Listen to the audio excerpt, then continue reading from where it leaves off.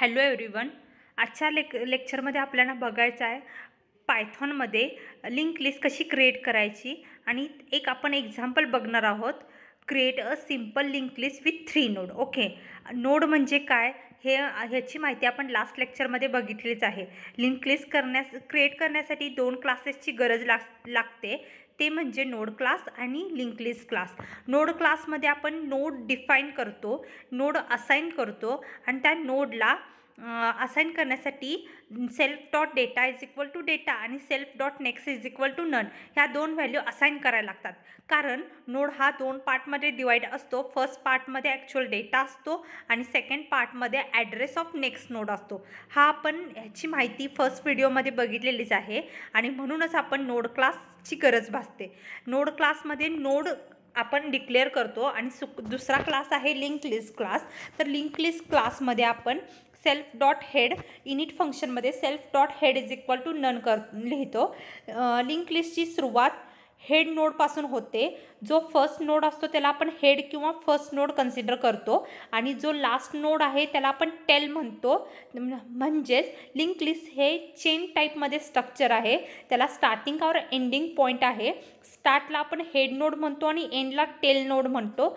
Tail का म्हणतो तर ॲक्च्युली लास्ट नोडचा जो ॲड्रेस ऑफ नेक्स्ट नोड असतो हा नल असतो.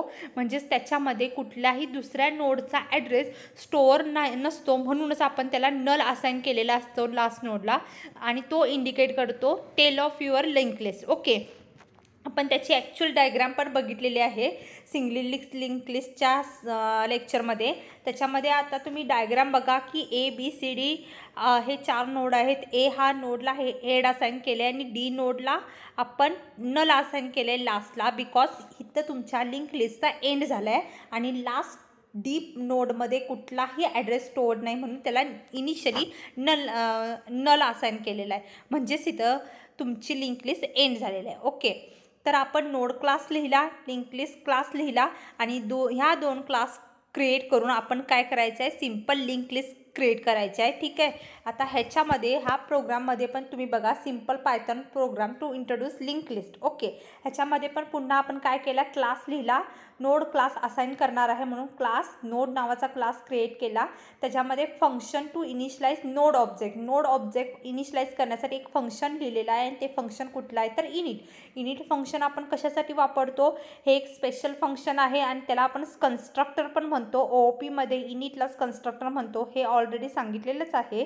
आणि त्या इनिटमध्ये आपण initialise the instance attribute initialise करण्यासाठी आपण इनिट फंक्शनचा यूज करतो आणि त्याच्यामध्ये आपण 2 ॲट्रिब्यूट इनिशियलाइज करणार आहे. एक म्हणजे डेटा आणि दुसरा आहे next. Okay, self dot data is equal to data and self dot next is equal to none assign केलं. Initialise next as a null.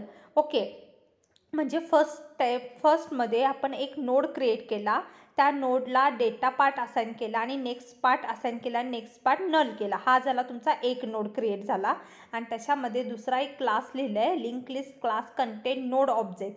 आणि सेकंड क्लास कुठला घेतला तर लिंक लिस्ट नावाचा एक क्लास घेतलेला आहे. त्याच्यामध्ये पुन्हा एक इनिट फंक्शन लिहिलं आणि त्या इनिट फंक्शनमध्ये self dot head is equal to none. म्हणजेच काय, तुमच्या लिंक लिस्टमध्ये इनिशियली एक नोड क्रिएट केला, तो फर्स्ट नोड आहे आणि त्या फर्स्ट नोडला आपण हेड असाइन केलेला आहे. ठीक आहे, त्याच्यानंतर आपण काय केलेलं आहे, त्याचा ऑब्जेक्ट क्रिएट केला. हे झाले तुमचे 2 क्लासेस असाइन झाले आणि दुसऱ्या क्लासमध्ये इनिशियली इनिट फंक्शन असाइन झालं आणि त्याच्यानंतर पुन्हा आता आपण काय करणार आहे, ऑब्जेक्ट क्रिएट केला. 2 क्लासेसचं काम झपलं, क्लासच्या बाहेर आलो, आपण ऑब्जेक्ट क्रिएट केला. कुठला ऑब्जेक्ट क्रिएट केला तर LLIST नावाचा ऑब्जेक्ट क्रिएट केला आणि तो लिंक लिस्ट क्लासचा ऑब्जेक्ट आहे म्हणून आपण लिंक लिस्ट क्लास नेम लिहिलेला आहे. ऑब्जेक्ट आपण कसा क्रिएट करतो तर object name equal to class name. इथं जर तुम्ही क्लास नेम चेक केला तर कुठला आहे, लिंक लिस्ट क्लास आहे, तो आपण त्याचा ऑब्जेक्ट क्रिएट केला बिकॉज त्याचेच आपण फंक्शन ॲक्सेस करणार आहोत. ठीक आहे, तर लिंक लिस्ट क्लासमध्ये आपण काय केलं आहे बघा, त्याचा object through LLIST dot head is equal to node आणि त्याला 1 ॲट्रिब्यूट हा पॅरामीटर पास केलेला आहे.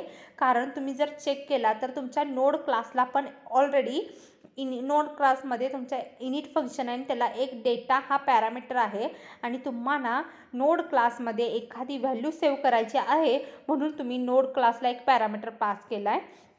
ठीक आहे. त्याच्यानंतर पुन्हा सेकंड नावाचं एक व्हेरिएबल घेतलं. Second is equal to node2 म्हणजे दुसऱ्या नोडमध्ये 2 ही व्हॅल्यू स्टोअर केली आणि third is equal to node3 third नोडमध्ये पुन्हा 3 व्हॅल्यू स्टोअर केली. आता काय करणार आहे, ऑब्जेक्ट कुठला आहे, LLIST.head.next is equal to second. म्हणजेच काय, इनिशियली आपण जो नोड क्रिएट केला आहे त्याच्या नोडला फर्स्ट 2 पार्टमध्ये आपण नोड डिवाइड होतो, डेटा आणि नेक्स्ट पार्ट. त्याच्या नोडला फर्स्ट नोडला हेड असाइन केलं म्हणून self LLIST.head.next is equal to second. म्हणजेच आपण फर्स्ट नोड आणि सेकंड नोडमध्ये लिंक इस्टॅब्लिश करण्यासाठी हे कोडिंग लिहिलेलं आहे. म्हणजेच काय, फर्स्ट नोडचा ॲड्रेस कुठला आहे, सेकंड पार्ट हा ॲड्रेस असतो, त्याचा ॲड्रेस पार्टचा नेक्स्ट म्हणजे सेकंड नोड. म्हणजे फर्स्ट नोड आणि सेकंड नोडची आपण काय करणे आहे, लिंक इस्टॅब्लिश केली. म्हणून ते काय म्हटलं आहे, link first node two with second. म्हणजे first node to second node link establish करण्यासाठी आपण हा कोडिंग लिहिणार आहे.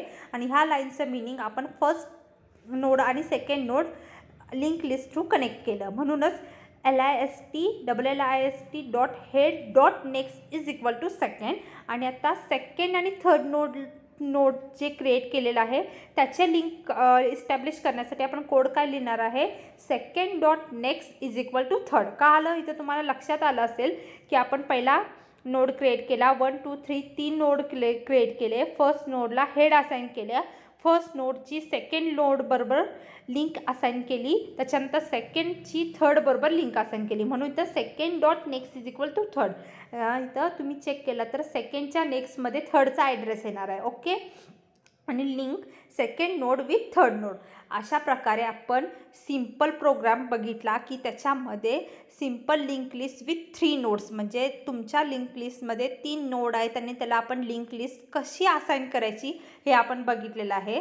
त्याच्यानंतर आपण लिंक लिस्टमध्ये कुठले कुठले फंक्शन वापरतात. ॲक्च्युली लिंक लिस्ट जर तुम्हाला नोड जे तुम्ही लिंक इस्टॅब्लिश केले ते प्रिंट करायचे असेल तर त्याला ट्रॅव्हर्सिंग फंक्शनची गरज असते. ट्रॅव्हर्सिंग फंक्शनमध्ये आपण लिंक लिस्ट काय करणार आहे, ट्रॅव्हर्स करणार आहे फर्स्ट नोड टू लास्ट नोडपर्यंत. आणि जेवढे काही नोड तुम्ही ट्रॅव्हर्स करताय ते म्हणजे चेक करताय ते सगळे प्रिंट करता येतात.